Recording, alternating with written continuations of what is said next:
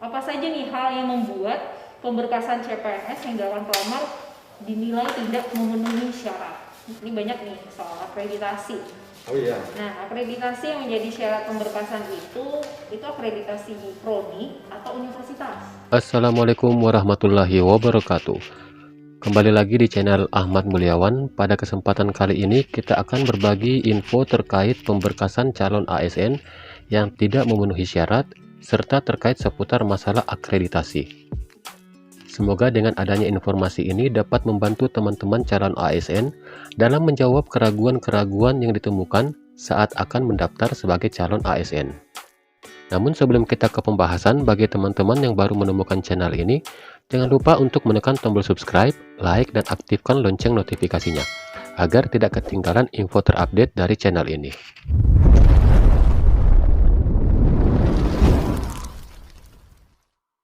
Biar lebih jelas, mari kita sama-sama menyimak tanya jawab perihal seputar persyaratan calon ASN ini. Banyak pastinya yang disampaikan Sobat BKN tentang seputar pemberkasan. Langsung saja mungkin saya ingin menanyakan hal yang pertama, apa saja nih hal yang membuat pemberkasan CPNS yang dilakukan pelamar dinilai tidak memenuhi syarat? Mungkin dari Bapak siapa dulu yang mau menjawab? Oke, baik, silakan Bapak. Baik, dari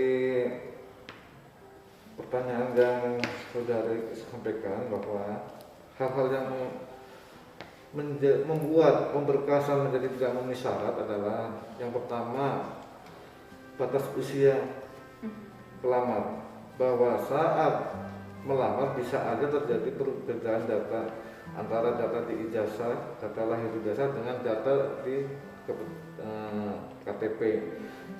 Katakanlah data di KTP lebih mudah daripada di ijazah. Ternyata data di ijazah usianya udah melewati batas dari sekurang-kurangnya 18 tahun ataupun setinggi-tingginya 35 tahun. Nah, apabila melewati batas itu pada saat melamar, ternyata pada saat pemeriksaan administrasi yang bersangkutan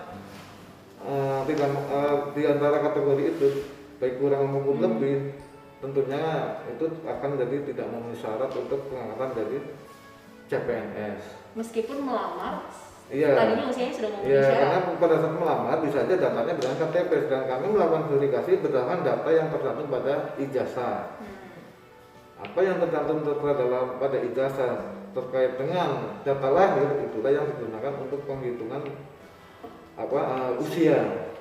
Untuk penetapan ini. Untuk usia penetapannya. Oke. Yang kedua, bahwa di dalam peraturan pemerintah yang bersangkutan itu adalah pada saat mendaftar harus ada memenuhi kriteria.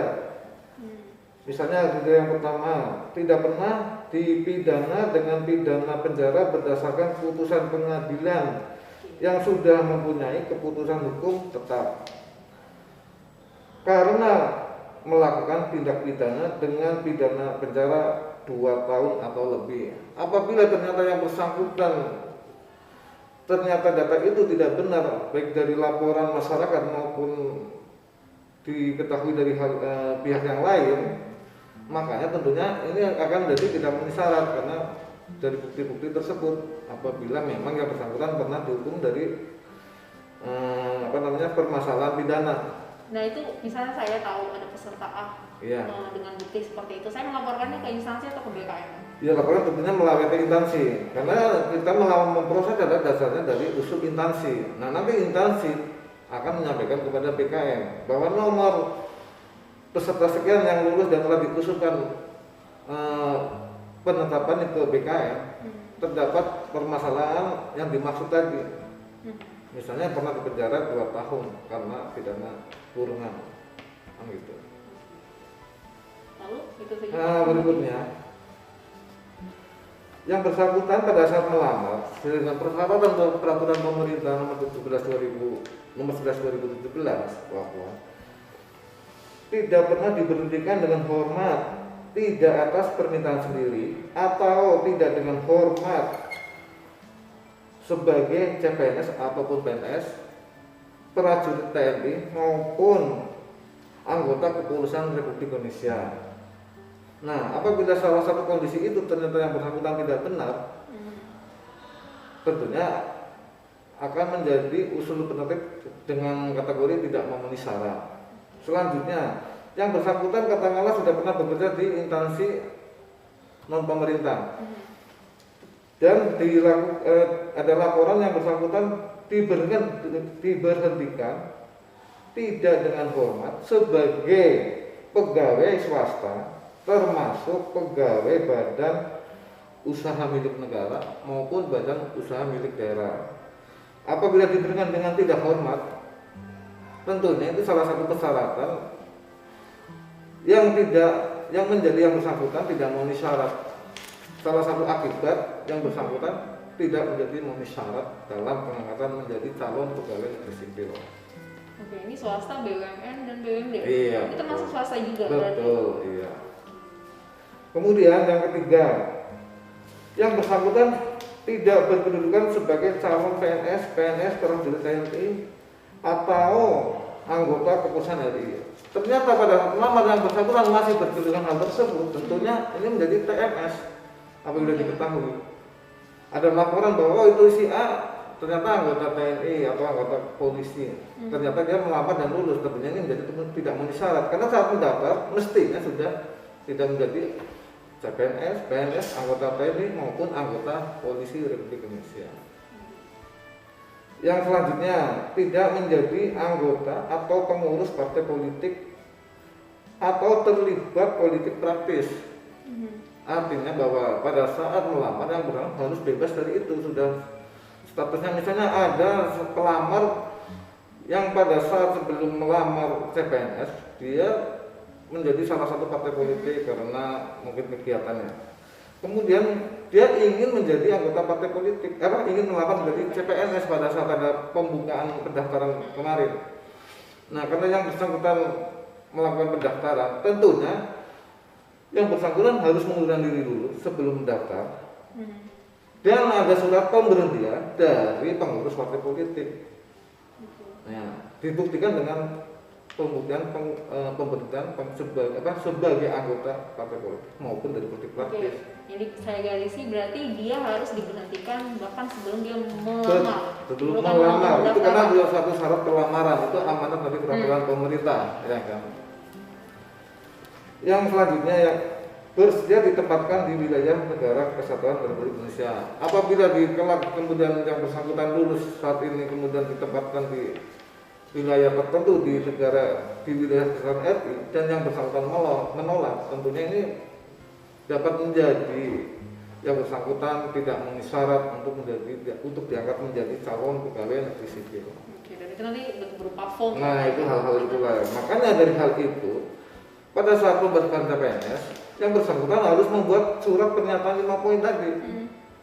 Yang isinya tadi tidak pernah dihukum penjara sebenarnya ada 2 tahun atau lebih, tidak berkedudukan tidak pernah diberhentikan dengan hormat ataupun dengan tidak hormat, tidak pernah menjadi anggota parpol, tidak pernah disebutkan sebagai CPNS ataupun PNS ataupun anggota TNI dan Polri, dan bersedia ditempatkan di wilayah Kesatuan Negara Republik Indonesia. Itulah satu pernyataan. Dari pernyataan tersebut tentunya apabila diangkat harus dibuktikan tidak ada unsur-unsur tersebut untuk itu.